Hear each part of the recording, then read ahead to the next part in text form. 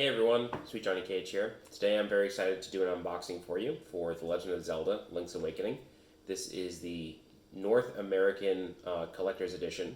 The European one comes with a really sick Game Boy throwback steel case. The American one does not, and importing that one from England just cost way too much money, so I didn't go for it. But as you can see, it's actually pretty sizable. I was pretty surprised when I took this out of the package this morning. It just looked a lot bigger than I had expected, and I was pretty pleasantly surprised.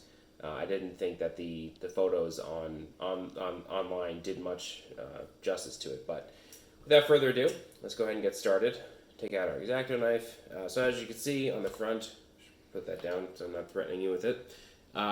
Just the key art for Link's Awakening. It says that it comes with the game and an art book. And then the spines are just the art extended. So nothing really on the spines. The top says Nintendo, and then the bottom just has some licensing information. On the back, this is pretty much the same as the back of the Switch case itself. So no new information or anything on here, but it's still a nice shelf piece. So opening it up, I always try not to bend the cardboard too much, but I'm never successful. Wow. Okay, this book is literally the size of the box. That's awesome. Okay, so there is the art book.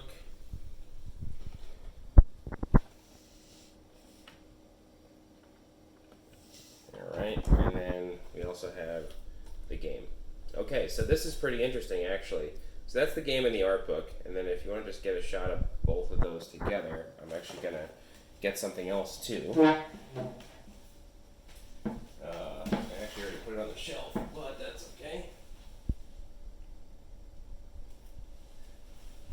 So, if you're ever in a game store in a few years, you will know which version you're looking at, whether it came from a collector's edition or just a regular off-the-shelf retail copy. And the reason for that is because the backs are different. So sometimes the version of the game that comes in a collector's edition is the exact same thing. Sometimes the UPC will be taken off and it'll say not for resale. But this is literally a different copy of the game. That's pretty neat. Alright, so I do want to see if the cartridge looks different. I doubt it. I really, really doubt that. But let's see. Whoa, almost stabbed myself.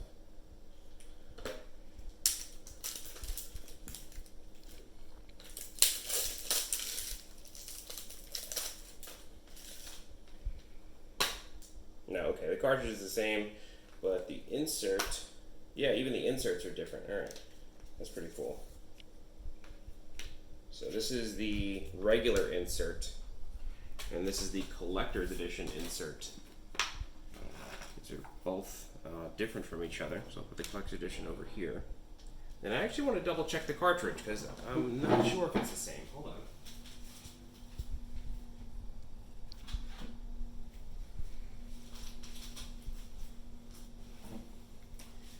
Got me curious now.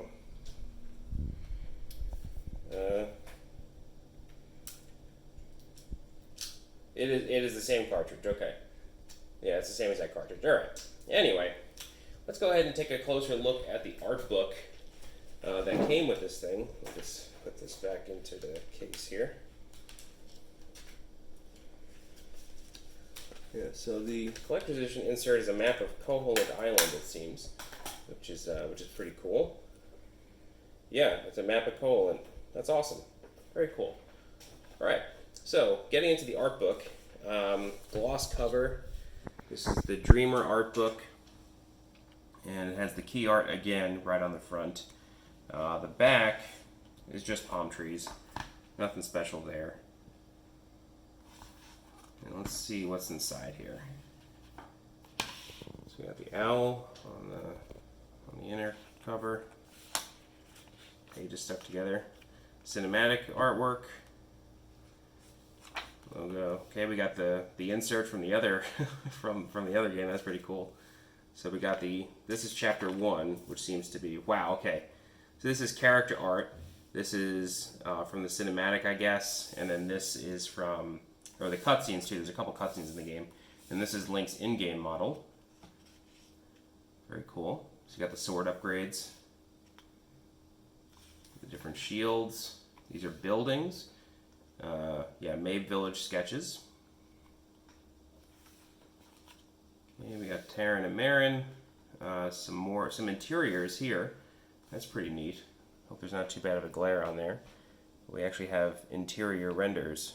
That's really nice. Okay. Old Man Ulrira, Grandma Yahoo. This is the telephone booth house. Yeah, the phone booth. That's pretty cool. It's awesome to see how they reimagined all this. This is the quadruplets house.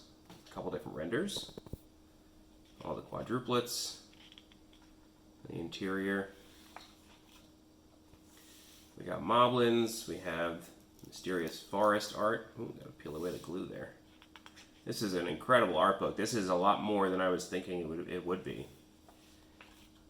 We got some items. We got the witch's hut, graves, original sketch. That's awesome. Different concepts for the magic bag. We ultimately went with a version of C. We have the tail cave exterior with the key and the keyhole, and then the tail cave interior. Oh, we have an original Game Boy comparison. That's really cool. Okay, we have the three-of-a-kind enemy and the hard hat beetle, again with the cave interior. And the spike roller. I think his name is Roland Bones in the original, but they changed him. And the Rock's Feather. Okay, so chapter 2. This is Madame Meow Meow's house. Okay, so I think I understand how this book is working. It's giving you art for the side quests and dungeons leading up to those dungeons. So we have Madame Meow Meow. We have Telltale Heights. And the Borblins. And Moblin Chief. Gaponga Swamp sketches.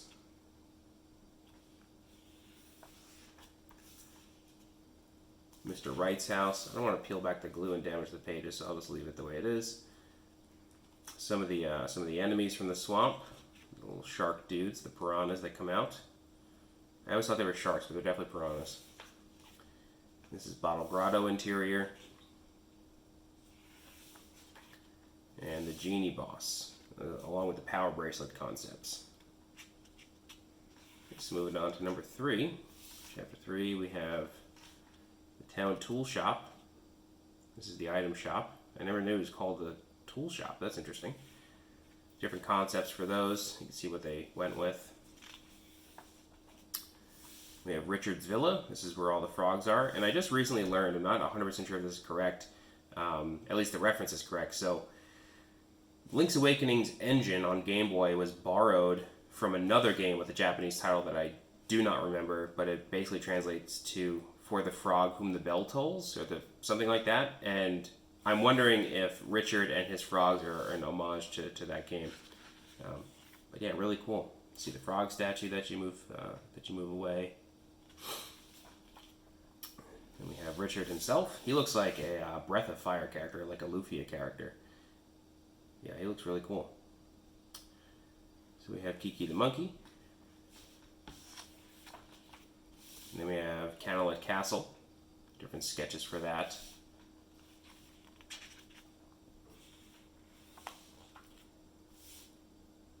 Some exterior sketches, some interior sketches. It's crazy to see how reimagined this thing is. This is the Ball and Chain Trooper. He has the last golden leaf that you need in order to get the slime key. And this is the key cavern entrance. Really nice concept there. And it's great to see that the concepts translated to the game engine really, really well. So we have the key cavern passageway, the green bombite and the Dodongo snake, and Slime Eye and the Pegasus boots. Different concepts for those. So moving on, I guess we're going to come to the Warp Point, as well as the Bombable Skull. This is the Dream Shrine, where you get the Ocarina. Interesting different concepts there. That's really cool.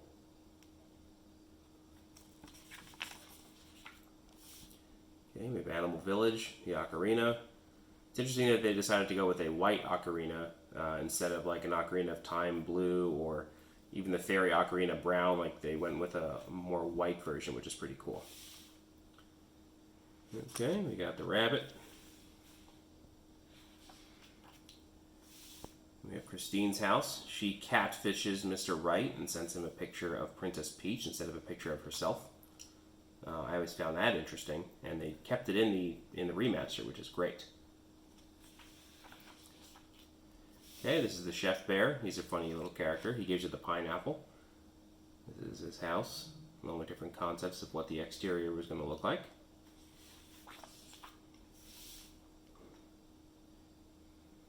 And we have the Dino Painter. I'm reading this upside down. Shul Donovich's studio. I never knew his name. I think I've spoken to him once in my life. This is the hippo model. She's posing for him as he paints. And we have the different creatures in Animal Village as well. We have the walrus, the Marin wakes up, and then we have this iconic scene from the game of Link and Marin on the beach as she's telling him that she wants to know all about him, and you know, it's clear that she's falling for him. Very sweet. Angler's Tunnel, which is the next dungeon. And the Hydrosaur mini boss. The flippers, different concepts for the flippers, very cool. This is Angler's Tunnel again. This is the underground passage where the key drops after you kill 2 slimes.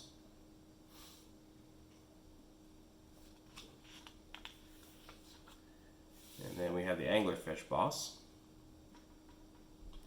And then moving on to the Face Shrine. Not the Face Shrine.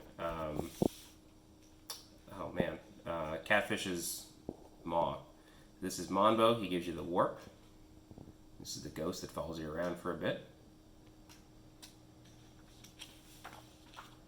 Then we have the ghost's house, the house by the bay, the necklace, the trade goods, all the trading sequence items.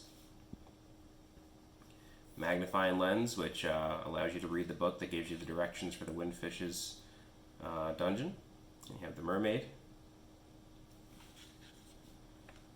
Okay. You have Catfish's Maw. And then you have Catfish's Maw interiors. I think they did a great job reimagining the exterior of this dungeon. I think it looked really, really great. Okay, we have the passageway. We have the concepts for the hook shot, the Master Stalfos. That's funny, this one looks like a fish. It would have made sense if they kept that. That would look really good if they kept it looking like a fish. Okay, and then we have the Slime Eel boss, as well as the Goma mini boss. And now we are going into the Face Shrine. We have the Armos Knights, as well as the Ancient Ruins concept. We have the relief that, you know, sort of gives you the major lore of the island. If you haven't figured that out for yourself, I'll let you find that. And we have the Armos Knight. It's the guy you fight in this southern shrine to get the face key. These are the concepts for his dungeon. Very cool. Oh, actually, these two are for the face shrine itself. So is this. All right. We have Rover and the face shrine passageway. And the concepts for the more powerful power bracelet. And Facade, who's the boss. Simple concept for him. It's just a vase that comes out of the floor. Okay, and now we're going to move to the 7th dungeon. This is Mamu. He teaches you the song that brings things to life. You have the hen house and the flying rooster. And then you have the hen house keeper. Some random enemies here. The Peahats, the ball of electricity, the Tektites, and the Eagle Key. This guy looks like Luigi, obviously.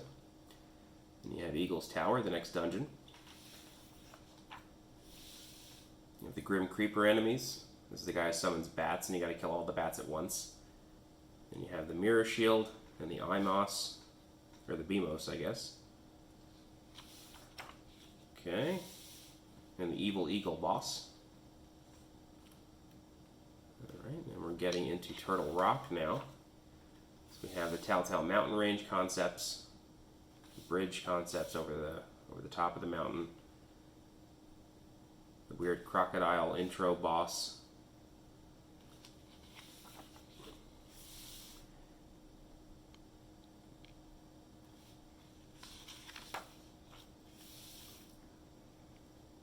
Last couple enemies here.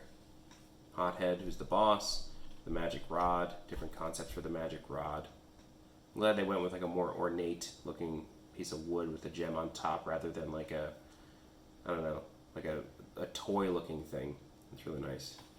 And I guess here this is the miscellaneous chapter. So we have the windfish's egg, we have the different instruments of the sirens, different concepts for those and what they ultimately went with over here. Final cutscene. Link and Marin looking at the sea. Chapter 10, geez. Okay, Sail. I always thought his name was Sal, but it was mistranslated to Sail. Either they kept it that way, or his name was never Sail, and it was supposed to be Sal the whole time. This is the guy that you get the boomerang from. Guria. Sounds like Heihachi Mishima. The boomerang concept. Crazy Tracy. I don't know why they call her crazy. She gives you like the best stuff in the game. She gives you medicine that revives you. It's great. And then you have the Seaside Mansion, or a Seashell Mansion, where you trade in your seashells for different rewards. And a couple of the mini bosses, the blue goo. Oh, this is the color dungeon stuff. The fisherman, he looks like Mario. He's got a huge beard. It's really funny looking. You got the raft shop owner. You got all this stuff. This is a great art book. I'm actually really impressed with this. This is like a coffee table book. I was expecting something so cheap. Dampe, I mean, obviously a new addition to the remaster with the dungeon creation. And then we have the chamber stones, the chamber dungeons, and then the original map from the Game Boy version of the game. That's awesome looking. You can see just how small this island is, but they made it in a way that you have to constantly backtrack around and around to make the game feel longer. Very cool. And that's it. Windfish on the back cover. I was not originally planning on doing like a full breakdown of this art book, but I felt like it deserved it after seeing all that. If you guys have any questions about the collector's edition, please let me know. In America, it retails for $69.99. I got mine off Amazon. This isn't sponsored or anything. Yeah, and I know that if you live in New York, I know they were selling it at Nintendo World in the city. So, you know, they're selling it there. This was like it's not like a Nintendo exclusive.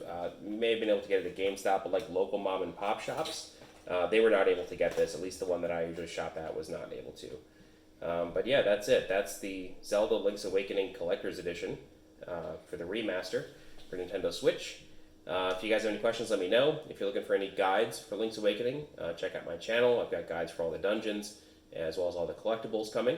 But yeah, I guess that's it. You can find me on Twitter at SJCage. You can also find me on twitch.tv/SweetJohnnyCage, where I stream every Tuesday and Thursday, starting at 9 p.m. Eastern. All right?